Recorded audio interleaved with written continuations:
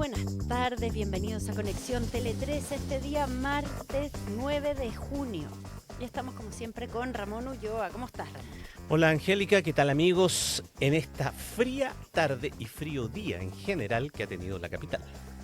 Así es, pero bueno, para pasar el frío estamos nosotros aquí. Por supuesto. Y hacemos conexión con, entre otras cosas, la articulación de la defensa del exministro Nicolás Grau tras la presentación de la acusación constitucional en su contra en Tele 13 Radio esta mañana.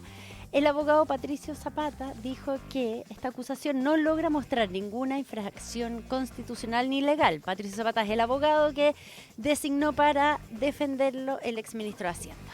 Bueno, vamos a ahondar en este tema más adelante en una entrevista con la diputada Joana Pérez, quien ha sido sorteada como integrante de la comisión revisora de la acusación constitucional contra el ex titular de Hacienda. Y además vamos a repasar las nuevas diligencias en torno a la Operación Tokio en la misma jornada en que se vota en el Senado el levantamiento del secreto bancario, que quedó en el centro de la discusión después de este caso. Claro, muy importante. Y también abordaremos la presentación del decreto de política fiscal y las declaraciones del ministro Quirós, quien reconoció que no se alcanzará el equilibrio fiscal durante la administración del presidente José Antonio Kast. Así comienza Conexión Tele 13 esta tarde. Engie, liderando la transformación energética de Chile. Claro Empresas, por ti cada día mejor. Tu vida más tranquila, tu vida más consorcio. Universidad Andrés Bello, acreditada en nivel de excelencia en todas las áreas. Con Mercado Pago tu negocio se reinventa. TEC, en el mundo de la minería el mundo debe estar primero. Clínica Santa María llegó a los dominicos. Y Arauco, lo bueno de ser renovables. Presentan Conexión Tele 13.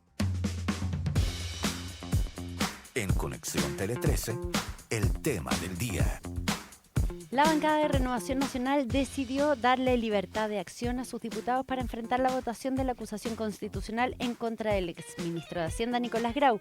Mientras tanto, la comisión que va a revisar este texto quedó integrada en su mayoría por parlamentarios opositores. Y está aquí con nosotros Anita Mena para contarnos más sobre esta y otras noticias. ¿Cómo estás, Anita? Muy bien, gracias. Y comenzamos entonces. El oficialismo de forma preliminar contaría con al menos 78 votos que se requieren para aprobar en la Cámara la acusación constitucional en contra del exministro de Hacienda Nicolás Grau. Si bien el libelo se discutirá en medio del avance de la ley de reconstrucción en el Congreso, el diputado del Partido Republicano e integrante de la comisión investigadora, Luis Sánchez, descartó que el proceso sea una moneda de cambio. Tenemos un exministro de Hacienda que nosotros sostenemos es responsable por hacer mal los cálculos a un nivel que lo convierte esto en una negligencia grave o incluso dolo. No haber calculado bien la deuda, no haber anotado toda la deuda, haber proyectado ingresos que no se cumplieron nunca. Y en ese sentido consideramos que las cifras que se ven ahí, el nivel de descalce es tan grande que es imposible que alguien diga que esto fue simplemente un error de cálculo. Mientras que desde la oposición advirtieron que la acusación contra Grau marca un precedente, la diputada del Frente Amplio, Gail Jomans, no descartó que esta misma acción se presente en un futuro en contra del actual jefe de la cartera fiscal. Por otro lado, además, el precedente que se genera es que cuando no calzan las cifras, cuando hay diferencias entre el Consejo Fiscal Autónomo y las proyecciones que hace el gobierno, entonces hay que presentar acusaciones constitucionales. Eso quiere decir que si el próximo año el ministro Quirós no se hace cargo de las diferencias generadas, eventualmente, entre sus proyecciones económicas de crecimiento y también de déficit fiscal y lo que está planteando el Consejo Fiscal Autónomo, hay que presentarle una acusación constitucional. Y hoy en Mesa Central, Patricio Zapata, abogado defensor de Grau, descartó que haya existido ilegalidad en su actuar y apuntó que se acabaría la posibilidad de una política fiscal razonable si se destituye a las autoridades de dicha cartera por errar en las estimaciones. No logra mostrar ninguna infracción constitucional ni legal. Como no es una ilegalidad no coincidir con el FMI, no es una ilegalidad. Alguien puede decir una imprudencia. Como no es una ilegalidad no conseguir con el Consejo Asesor Fiscal. Uno puede pensar, sería bueno hacerle caso, son tipos muy secos, pero no es una ilegalidad. Bueno, la discusión está en en el tono más o menos de lo que conversábamos en el día de ayer. Yo conversaba contigo ayer, Angélica, y te decía que la situación de la distinta interpretación que hay respecto de cometer una ilegalidad, errar y pasar luego a otro punto que sea una infracción constitucional, evidentemente que va a ser sostenida por una u otra parte, pero con la advertencia de que se sienta un precedente para posteriormente se haga lo mismo y esto tal vez llegue al eternum. Y lo dijo claramente Gal Yomas, no era tener una lámpara ni una bola de cristal para anticiparse a lo que podría ser la reacción precisamente de la oposición. Ayer decíamos, si la interpretación desde la oposición y el discurso público va a seguir siendo sostener que tener diferencias en las proyecciones de cálculo no es una ilegalidad, ni menos una infracción constitucional meritoria de una acusación constitucional, entonces si ese es el argumento central de la acusación, lo que van a hacer es amenazar con que si este ministro de Hacienda también yerra en las proyecciones, aunque las cosas no sean las mismas, va a ser el argumento base para luego decirle también te vamos a acusar constitucionalmente. ¿Te acuerdas que lo dijimos en el día de ayer? No era necesario tener una bola de cristal para indicar que es la tuya y después la mía. Con una seguidilla de acusaciones constitucionales, todos han hecho, cuando le ha correspondido ser oposición u oficialismo, se han cambiado, han criticado la actuación del otro de utilizar o mal utilizar este instrumento. Sin embargo, esto continúa y no solamente se acaba acá, sino que a propósito de lo que se está ocurriendo ahora, se amenaza con que nuevamente esto va a utilizarse de manera recurrente. Ya, y esto ya empezó a correr. O sea, ya hay comisión revisora, esta comisión de 5 diputados que se escogen por sorteo entre todos los integrantes, menos los que firmaron, los 12 que firmaron la acusación, quedó con mayoría opositora. Vamos a estar conversando, decíamos, con la diputada Joana Pérez que salió sorteada. Qué interesante que lo de está Joana justo Pérez. en la posición ahí intermedia. Que era interesante porque ella, antes que se presentara una acusación constitucional y todo aquello, cuando se empezó a discutir este tema, ella iba por una comisión investigadora. Ella dijo, nos estamos saltando varios pasos. Lo propuso Sí. en su instante. Así Dijo, es. eso es lo que hay que hacer primero. Hay que partir por ahí, no Y directo ahora a la acusación. El Entonces, por sorteo eso, lo lleva... y vamos a ver que el sorteo lo lleva la comisión.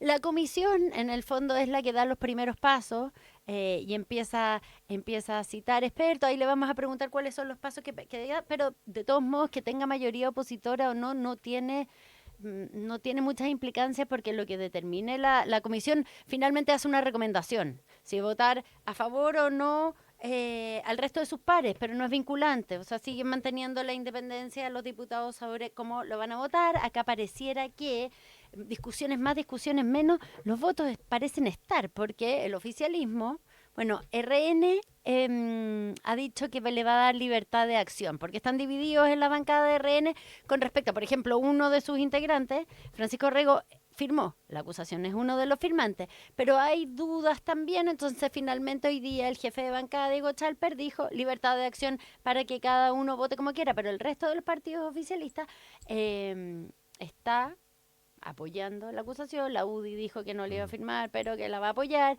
El Partido Libertario, el Partido Republicano, que son los que la han empujado. Y por otra parte, hay al menos algunos votos del Partido de la Gente. Al menos dos. Al menos dos que firmaron la acusación. Súmale a Linco, que también podría ser. Súmale René Alinco, que dice que tiene unas cuentas pendientes. No, pareciera que no ha entrado mucho en el fondo de la acusación, sino que dijo que tienen, en su zona tienen algunas cuentas pendientes con el ex ministro Grau, Pamela Giles, porque la bancada no se plegó, Sí. pero y Pamela Giles abrió otra puerta más, ¿no? Exactamente, eso te iba a decir, Pamela Giles, que abre la posibilidad y dice, bueno, ¿por qué?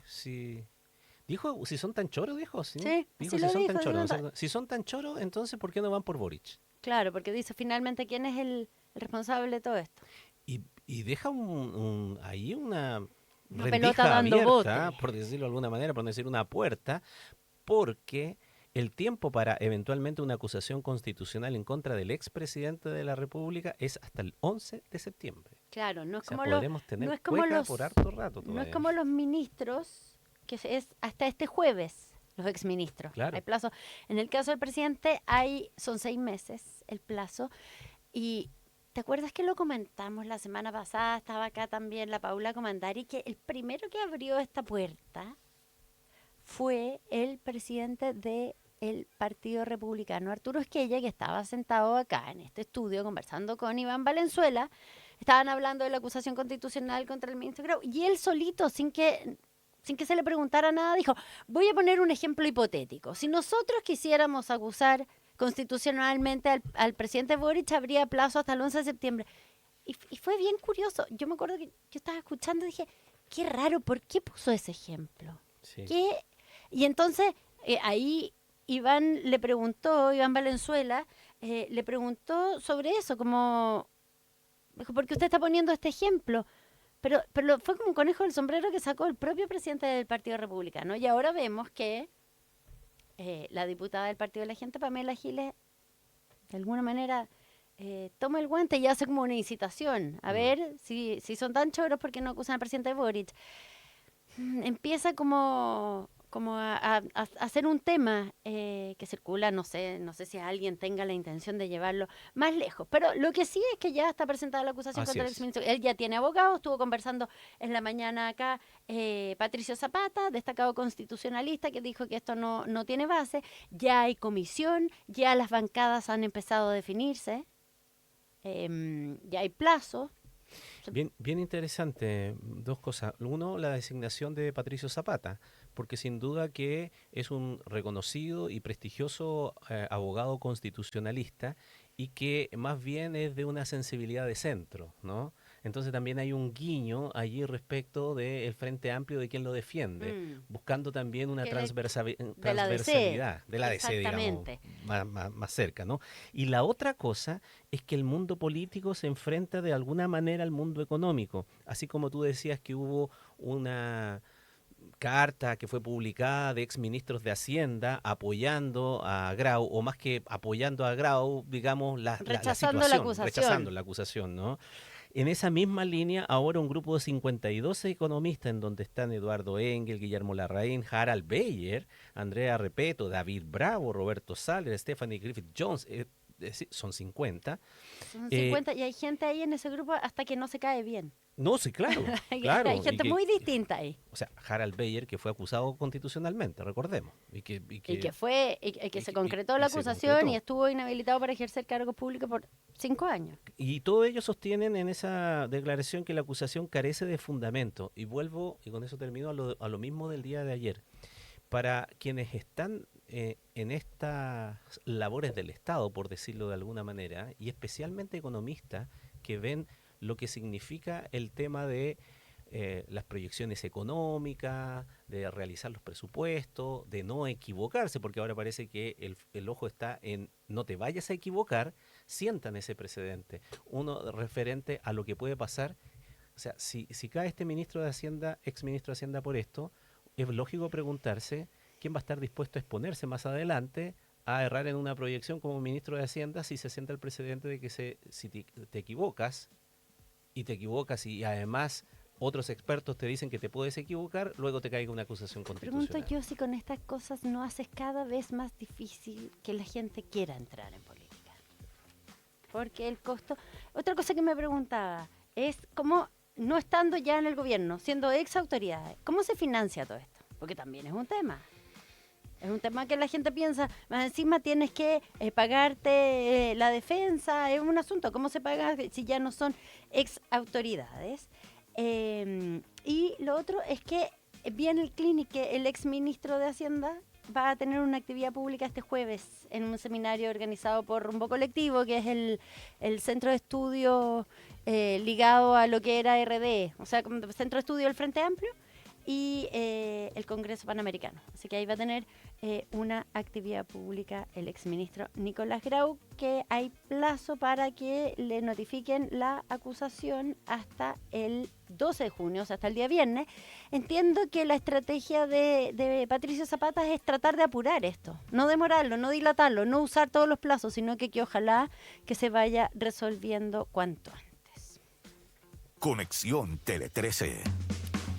Bueno, y a propósito de trabajo con la billetera fiscal y de proyecciones que tienen que hacerse, el ministro de Hacienda, Jorge Quirós, sinceró que no va a lograr el equilibrio fiscal comprometido hacia el cierre de la administración del presidente José Antonio Kast y fijó su meta de déficit estructural en un 1.5% del Producto Interno Bruto para el 2030. Además, el Ejecutivo mantuvo el 45% del PIB como ancla de deuda del gobierno central en el mediano plazo. Al firmar su esperado decreto de política fiscal, el instrumento que fija con metas concretas el rumbo de las finanzas públicas en el periodo 2026-2030, el ministro Quirós señaló que el objetivo de la moneda es no superar el límite de deuda de 45% del PIB. Sin embargo, reconoció que podrían ocurrir imponderables que lleven a superar este techo. El secretario de Estado comentó que la situación de las arcas públicas que encontraron al asumir fue más compleja de lo previsto y que las metas son logrables principalmente si se impulsa el crecimiento económico. A través de una minuta desde el Ejecutivo plantearon que la prioridad es fijar metas creíbles y verificables para retomar de manera gradual y responsable una trayectoria de convergencia hacia una posición fiscal sostenible. Entonces, el Ministerio de Hacienda entrega este decreto que es como donde fija sus objetivos o sus proyecciones para los próximos 4 años. Y ahí, bueno, dice, dado que encontramos las finanzas en peor estado de lo que pensábamos y todo lo que hemos estado discutiendo, que finalmente lleva precisamente a la acusación constitucional, porque recordemos que la acusación parte de ahí, del informe de finanzas públicas que entregó la semana pasada el Ministerio de Hacienda. Bueno, dicen, no vamos a poder llegar al equilibrio fiscal que prometido para 2030. Entonces esto ya es un sinceramiento de cómo se está pensando este gobierno, cuáles son los objetivos que va a poder cumplir o no. Y bueno, que también todo esto se da en medio de la discusión por el aumento del límite del endeudamiento que está pidiendo el gobierno en la Cámara de Diputados. O sea, algo que se está discutiendo ahora en la Cámara de Diputados. Y en ese contexto, ¿te acuerdas que ayer hablamos del Consejo Fiscal Autónomo? El Consejo Fiscal Autónomo ayer estuvo en el Congreso, en el Senado, hablando del proyecto de la mega reforma. Pero hoy día estuvo en la Cámara. Estuvo en la Comisión de Hacienda precisamente para dar su análisis sobre el proyecto de ley que autoriza mayor endeudamiento para 2026.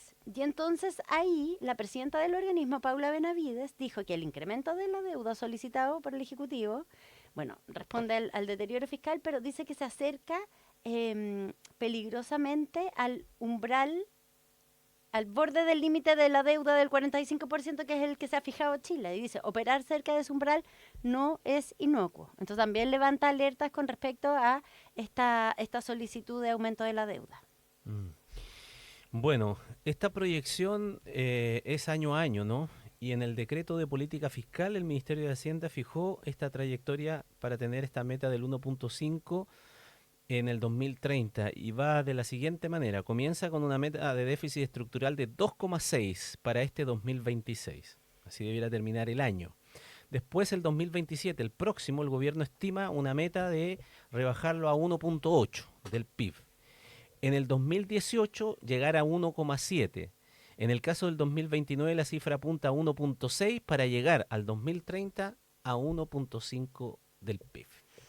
Me acuerdo la semana pasada Rodrigo Álvarez, panelista de Mesa Central de los días miércoles, decía que igual hay un cambio en términos de que todo esto está siendo tema, que antes que el Estado se endeudara más no era tema y hoy día vemos, o sea, es como lo que está dominando la agenda, las finanzas públicas y la preocupación por cómo está el nivel de deuda. Que nunca se cumple el límite de endeudamiento, así que por lo menos eso puede ser una buena noticia que ahora estemos preocupados. En Conexión Tele 13, la conversación del día. Y en la sala del Senado sigue la votación por el levantamiento del secreto bancario en el marco de la discusión del proyecto que crea el sistema de inteligencia económica. Más temprano, y como parte de las investigaciones de la Operación Tokio y sus vínculos con el Tren de Aragua, se incautaron equipos desde una sede del Banco Estado en Santiago Centro, y estos dos temas han estado uno relacionado con el otro. Si bien el gobierno se comprometió a que si la norma es enviada a comisión mixta se llegará a un consenso, la oposición planteó que retrasar la discusión es dar ventaja al crimen organizado. El senador DC, Iván Flores, apuntó al rol de los bancos. Si alguien pensó que el sistema financiero era inmune, no era del interés de las organizaciones criminales porque buscarían otros mecanismos, se equivoca. Hoy día tenemos 5 bancos dando explicaciones del por qué no hicieron las alertas necesarias y tenemos a una UAF completamente sobrepasada que no advirtió y no actuó respecto de la advertencia que sí un banco le hizo hace ya bastante tiempo. Tras la incautación de equipos por parte de la PDI desde sus dependencias y a raíz de la participación de la ejecutiva Rosana Blanco en el esquema de lavado de activos descubierto en la Operación Tokio, Banco Estado informó que el procedimiento se desarrolló con normalidad y colaboración de sus equipos, recalcando que seguirán aportando todos los antecedentes que la investigación requiera. Por otra parte, el fiscal regional metropolitano sur, Héctor Barros, afirmó que el Banco BCI reportó al ex ejecutivo de Banco Santander, José Pérez Asensio, quien se encuentra entre los 17 imputados en prisión preventiva. En conversación con Duna, el coordinador metropolitano del equipo de crimen organizado y homicidios sostuvo que también se alertó sobre las empresas Bex Group y Bex Digital, encargadas de hacer la triangulación de los dineros obtenidos por las extorsiones del grupo criminal. Claro, porque hasta donde se sabe, la ruta del dinero se hacía pasar por diferentes cuentas bancarias, no solamente la de este ejecutivo, sino que también luego a través de estas otras empresas. Y bueno, para que se le perdiera efectivamente la pista, la ruta. Ahora, es muy interesante el hecho de que se ponga el acento respecto de qué es lo que se puede hacer a nivel bancario para revisar las normas existentes. Yo esta mañana en Doble Clic conversaba con Mauricio Fernández, abogado, ex director de la unidad especializada en lavado de dinero, delitos económicos, medioambientales, ciberdelito y crimen organizado de la Fiscalía Nacional, o sea, experiencia en estos temas tiene, algo sabe de esto. Y me planteaba una interrogante, o mejor dicho, me hacía una aseveración a partir de una consulta mía que parecía bastante interesante conocer en el desarrollo de esta Operación Tokio. Las entidades bancarias estaban en conocimiento o tenían fiscalización de las cuentas bancarias que tenían estas personas que colaboraban con ellos. Porque tenían, al menos de lo que se sabe, la primera persona que sí trabajaba en Banco Estado y no era un externo, aunque no estuviera en el área de las colocaciones, sino en la recuperación de crédito, de acuerdo a lo que se sabe públicamente tenía 4 cuentas bancarias por donde pasaba muchísimo dinero, que estaban abiertas en otros bancos.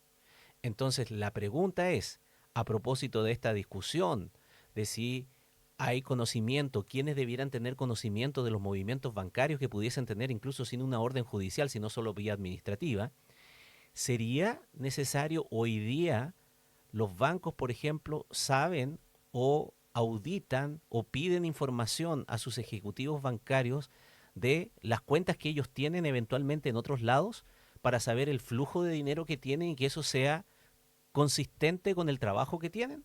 Es una pregunta que queda abierta. Y en este caso, del señor Pérez y de la señora Blanco, el Banco Santander y el Banco Estado tenía conocimientos, le había pedido información, puede hacerlo de acuerdo a la legislación de hoy día, porque son personas que trabajan en el banco, que puedan tener a su disposición la información de sus cuentas bancarias.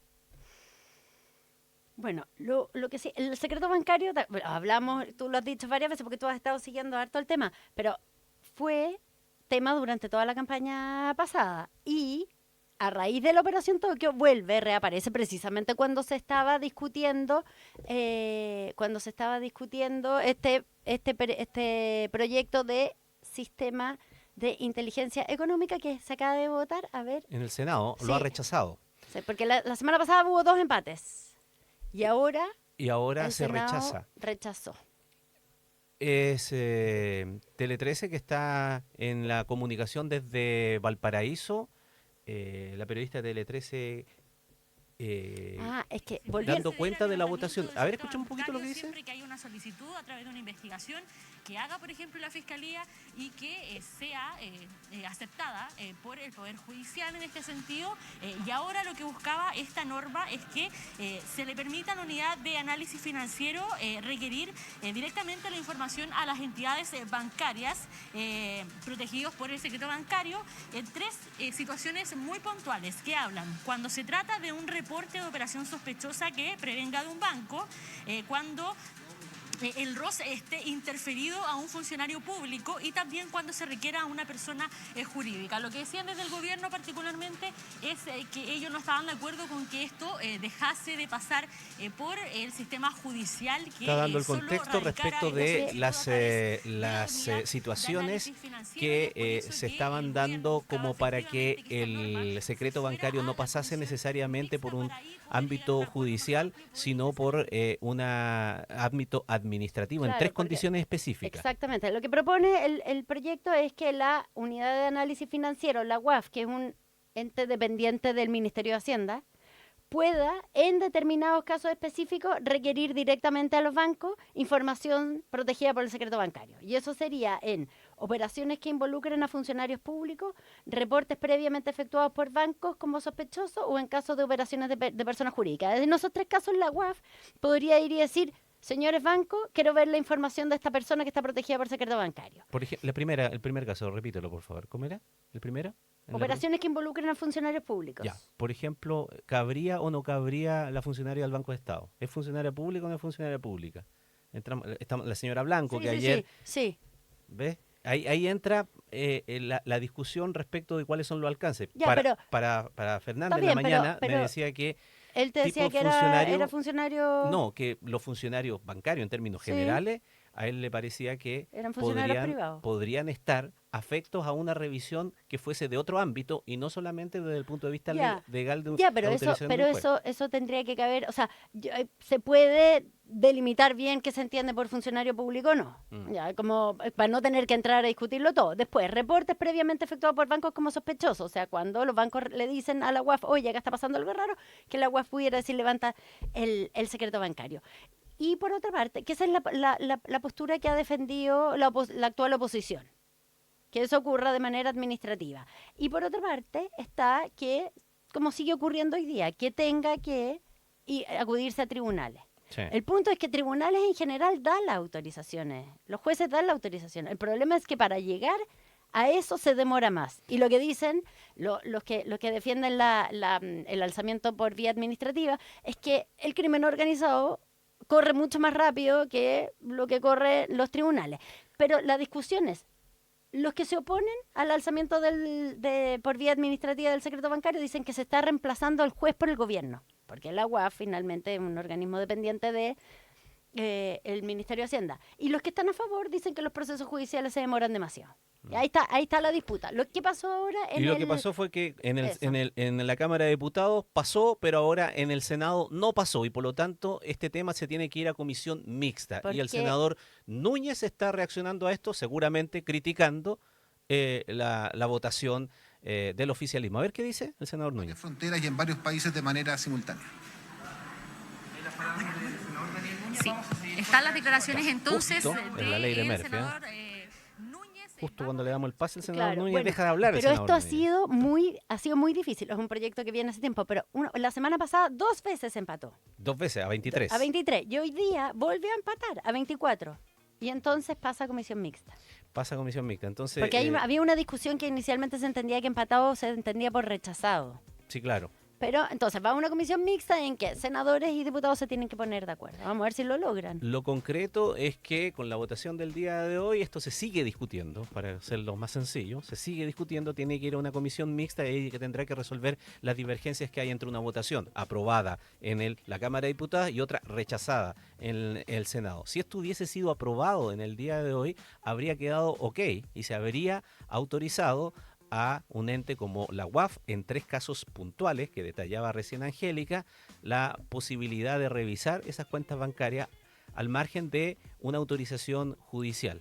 Ahora las cosas quedan igual hasta que el Congreso resuelva esta divergencia que hay entre senadores y diputados. Veremos qué pasa, qué mezcla habrá entre los dos. ¿En qué va a terminar? Son las 6:32 y vamos a saludar a nuestros auspiciadores.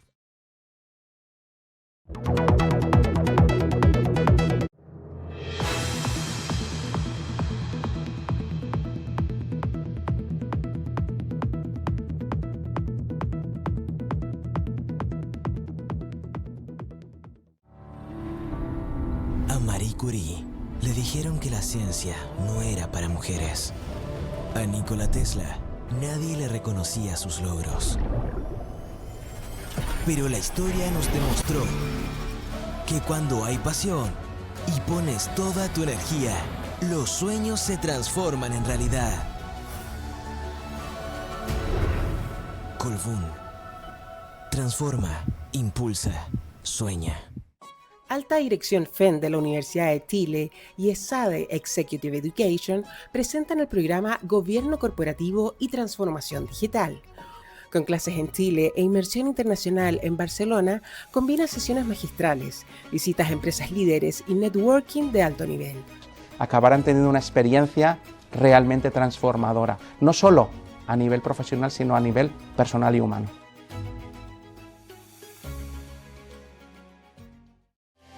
Tenemos cobertura nacional con más de 23 mini bodegas en la región metropolitana y 11 en regiones.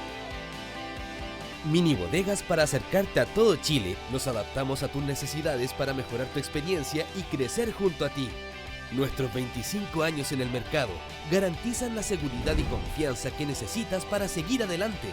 Puedes contar con nosotros siempre. Mi Bodega, tu amigo experto, en todo momento, en todo lugar.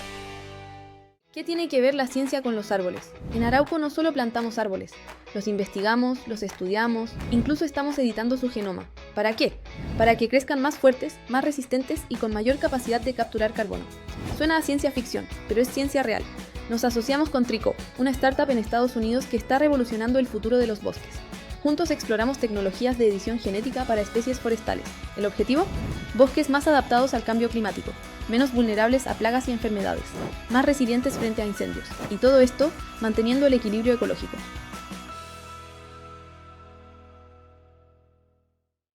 Juan y Pablo son vecinos.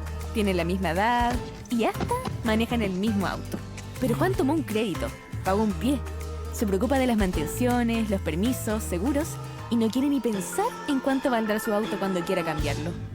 Pablo se suscribió a Wift. Wift es la evolución de tener tu auto, sin pie, con la cuota más conveniente y todos los servicios incluidos.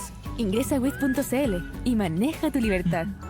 Wift, tu auto por suscripción.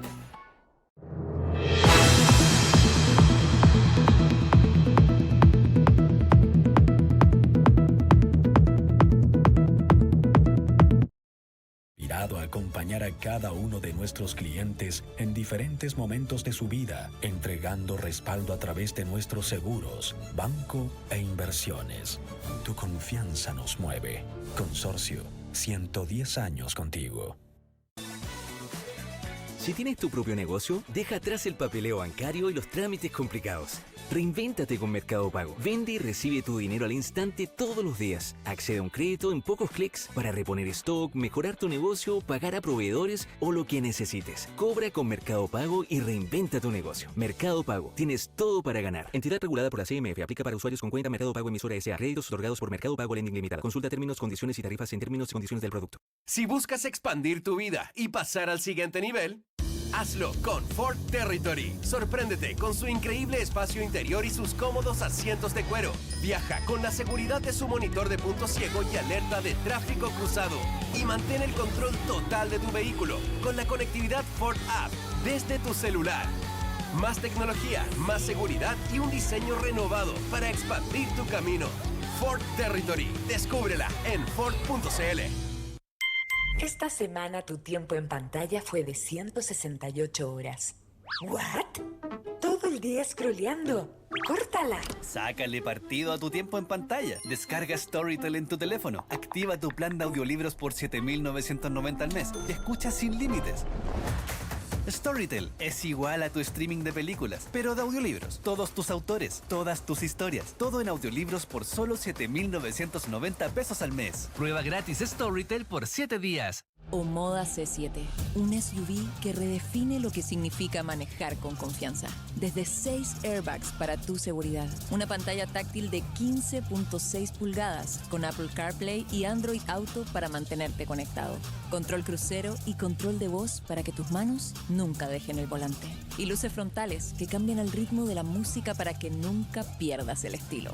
Omoda C7, un crossover que parece una señal del destino. Omoda y JQ. En esa foto en las Torres del Paine que va directo a Stories Destacadas. Ahí hay WOM. En ese... Amor, ¿faltaba comida para el Rocky o para el Boy? Ahí hay WOM. Y en la selfie en el metro para que te crean que va en camino. Ahí también hay WOM. Porque ya levantamos una de las redes más grandes del país, con más de 6.300 antenas propias y llegando donde nadie quiso llegar. Todo para darte el mejor servicio. Y no vamos a parar. WOM. Nadie te da más. Vuelven las noticias con Conexión Tele 13 por la 103.3 FM y tele13radio.cl.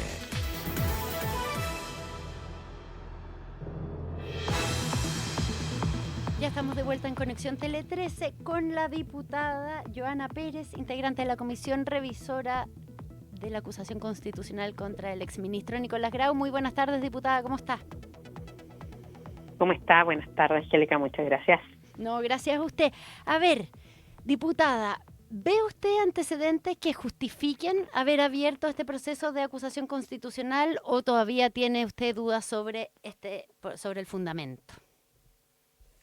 Mire, este espacio de la Comisión Revisora es la que analiza los antecedentes presentados por los diputados. Yo, si bien he revisado con mi equipo, pero esto no se agota acá porque también nosotros vamos a escuchar a otras personas, solicitudes que nos pidió los propios acusadores, pero también nosotros hemos ampliado esto, por ejemplo, hoy día tomamos el acuerdo de a todos los ministros de Hacienda que hemos tenido en los últimos gobiernos, a lo menos 3 o 4 gobiernos hacia atrás, para también conocer su mirada, su visión. Entonces, esto no se agota acá, uno puede decir que el libelo puede cumplir o no cumplir con preceptos constitucionales, en atención a que si se faltó a la Constitución y las leyes, pero eso también se va a ir dibujando o no al alero de los antecedentes, lo que vamos escuchando sin duda. Así que yo hoy día no tengo una decisión tomada. Creo que me habría gustado que este fuera el último ratio, o sea, es decir, que por ejemplo, yo el 22 de marzo presenté la solicitud de una comisión investigadora sobre estas mismas materias, porque esto no surge ahora, esto surge desde que el gobierno estaba en el puesto o en uso de sus facultades como gobierno. Hicimos ver varios temas en materia económica, en materia que habían dudas, el Consejo Fiscal Autónomo, ambas cámaras planteamos muchas situaciones de duda y por eso en marzo propuse, pero lamentablemente de 155 firmas solo firmaron 22 diputados hasta hace una semana. Entonces, cuando usted ve que a algunos les gustan mucho las acusaciones constitucionales, uno también dice, también es lamentable que esa voluntad no esté para algo que también es tan válido como una comisión investigadora. Por lo tanto, también lo digo, lo reparo como una diputada que es seria y que va a abordar este espacio que me sorteó, ¿cierto?, de manera seria y responsable también. Diputado, usted estaba entonces por ir quemando etapas, por decirlo de alguna manera, ¿no? Hacer esa comisión investigadora no logró que los diputados tuvieran el quórum necesario para aquello, pero tal vez la explicación está dada porque estaba muy apurado alguno de sus colegas porque el tiempo se acababa para eventualmente una acusación. Tal vez una comisión investigadora podría haberse demorado el tiempo suficiente y llegando a sus resultados ya no había tiempo para una acusación. ¿Será eso? Bueno, si hubiese sido así, el hecho de, créame que yo me habría apurado para que el ministro Marcel hubiese respondido oportunamente antes de cumplir el plazo de su salida. También creo que era tan válido como esperar al ministro Grau, que créame que vino en los últimos minutos. Creo que muchas de las cosas fueron diseñadas por el exministro Marcel, entonces aquí hay una responsabilidad compartida para ser justo también. Y creo que eso hay que ponerlo en la mesa. Está bien, el gobierno es un solo ente, pero esto es algo bien complejo porque estamos hablando también de la imagen país, de la credibilidad, de que las finanzas, Hacienda es una parte institucional muy importante también del país, ¿no? Entonces, no es un tema tan esperar de que cumplan o no cumplan los días creo que esto debe ser mucho más profundo. Dígame una cosa, diputada, porque usted está ahí como entre medio de la oposición y el oficialismo. ¿Con qué grado de libertad se siente para votar esta acusación? Con total libertad. Yo soy una diputada que representa un espacio de centro. Primero, tampoco fui invitada a participar de los preceptos de una posible acusación, por lo tanto me siento en completa libertad, como siempre he actuado. Me ha tocado estar en espacios bastante dirimentes. Yo también trabajé en el rechazo a la reforma tributaria del gobierno saliente, ¿cierto?, el gobierno del presidente Boric, porque no tenía la convicción, y lo dije, y hoy día sí, siendo de una región también, para ser también sincera, bien afectada por los incendios, que requiere una reconstrucción. También acompañé y apoyé un proyecto con propuestas, también como somos los demócratas, no solo desde la Cámara esta diputada, sino nuestros senadores en el Senado, que también presentamos 10 propuestas al gobierno. Entonces, nosotros tratamos de ser serios, responsables, con propuestas, con diálogo, y eso también esperamos que se nos respeten nuestras posturas, ¿ya? Nosotros creemos que aquí hay una acusación, nos vamos a pronunciar en su minuto. También advertí al propio gobierno que no era el mejor minuto de que bancadas oficialistas promovieran esta acusación en estos minutos, porque teníamos un proyecto importante, ya lo dije, para esta diputada, siendo de Biobío, también me importaba. Entonces, hoy día sí se quiere ver como una moneda de cambio, otros que son lo que se ha dicho en algunos medios. Yo lo lamento porque créanme que esto para mí son cosas serias, responsables, que se tienen que barajar y sopesar. Por eso valoro que hoy día la presidenta sea Marcela Hernando de esta instancia, para que dé también un espacio de objetividad, esperamos, ¿cierto?, dentro de la composición que se dio por el sorteo. Diputada Joana Pérez, una pregunta doble, pero que va en el mismo sentido, porque es lo que puede ocurrir a partir de esto. Primero, la sensación que usted tiene de sus colegas en el Congreso, del ánimo político que hay, ¿esto es un fusible para no llegar a Gabriel Boric, o es el primer camino para eventualmente una acusación para Gabriel Boric? Y segundo, lo que dijo el diputado Bianchi por la acusación constitucional, dijo que con esto Quirós se asegura sí o sí una acusación constitucional que nadie podría rechazar eventualmente en el futuro, consecuencias en uno y otro sentido. Sí. Bueno, yo creo que esto da para la creatividad y es tremendamente complejo y lamentable. ¿Por qué? Porque nosotros creo que estamos muchas veces banalizando nuestros propios instrumentos de fiscalización. Finalmente, cuando se lanza, porque el flash de las cámaras, ¿cierto?, puede aguantar el anuncio de acusaciones como se ha hecho últimamente, pero finalmente cuando estas terminan quizás utilizando todo el tiempo, el espacio, y después finalmente no llegan a ningún fin, obviamente que también la gente nos vuelve a creer un poco en nuestras instituciones. Por eso yo era de la idea de ir escalando instrumentos, más allá de propinar una derrota o no a un gobierno saliente o un posible espacio para abrir al futuro saliente de este gobierno. Entonces, Yo este es mi tercer periodo, he visto de todo. Y por eso soy de la idea de ser muy responsable con estos instrumentos de fiscalización. Diputada, y cuando usted solicitó la comisión investigadora, el Partido Libertario y el Partido Republicano, que son los que más han empujado esta acusación, ¿estuvieron a favor o en contra? Tengo escasas firmas.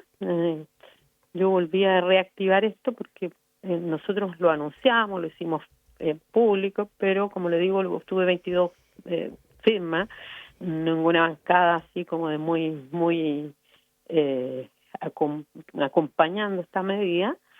Así que puede ser porque venían entrando, lo desconozco, pero creo que siempre va a haber el espacio para otros. Yo también he promovido interpelaciones, por ejemplo, al ministro Pardo, en pleno proceso de cobros abusivos de las tarifas, y no tuve los votos de lado y lado, para ser también sincera. Ya entonces creo que a veces se usa lo más fácil, lo más mediático, lo más llamativo, pero estamos echando a perder nuestra imagen, como ya está bien en el suelo, justamente por el abuso de muchos de estos instrumentos.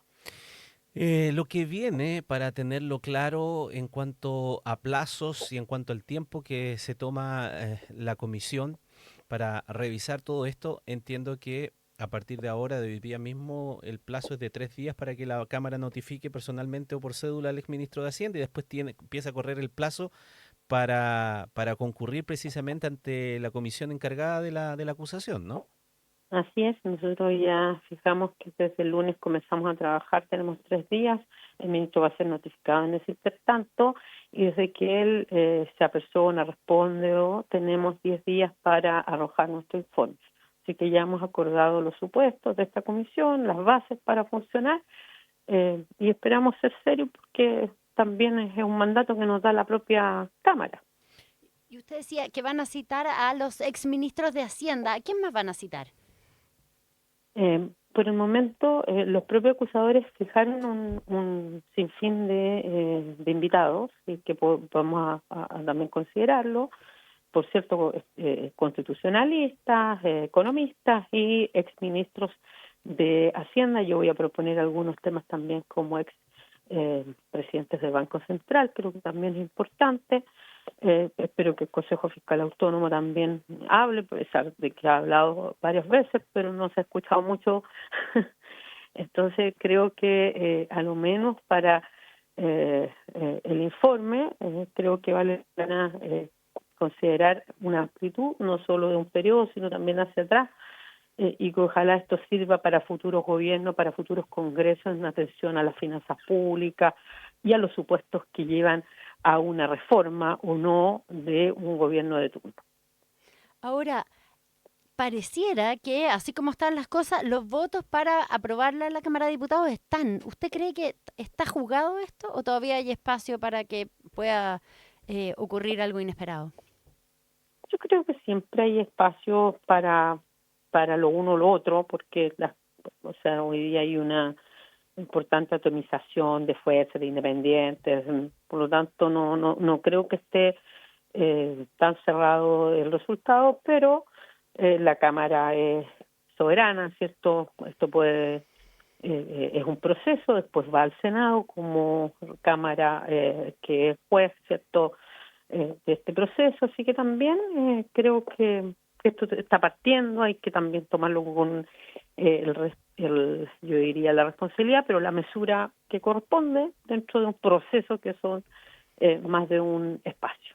Cuando esto se analiza en términos generales, pero tal vez en su visión particular, igual le pregunto, diputada, ¿implican también las consecuencias que puede tener una decisión en uno u otro sentido? Me explico mejor. Algunos de los argumentos que dan economistas, ex ministros de Hacienda y todo, básicamente son dos. Son el hecho de que eventualmente esto puede provocar un precedente respecto de cómo se juzga en el futuro a otros ministros de Hacienda si es que también yerran en proyecciones de distinta naturaleza, porque puede ser la interpretación mucho más extensiva en el futuro. Y segundo, porque destituir a un ministro de Hacienda acusándolo prácticamente de haber maquillado, disfrazado las finanzas públicas, es una pésima señal al exterior. Ujú. Por cierto, yo creo que va a tener un espacio también el acusado exministro para también hacer sus descargos. Creo que corresponde, eso es lo que considera este procedimiento. Y hoy día han hablado muchas personas y creo que todos tienen un punto válido que poder después ser considerado. Yo creo que no es un tema menor, ¿cierto?, lo que se le acusa, y tendrá que ser el acusado que también demuestre lo contrario, pero también abre un espacio para ser mucho más responsable, no solo con un plan de gobierno, con un eslogan, con lo que cualquier gobierno el día de mañana quiera instalar.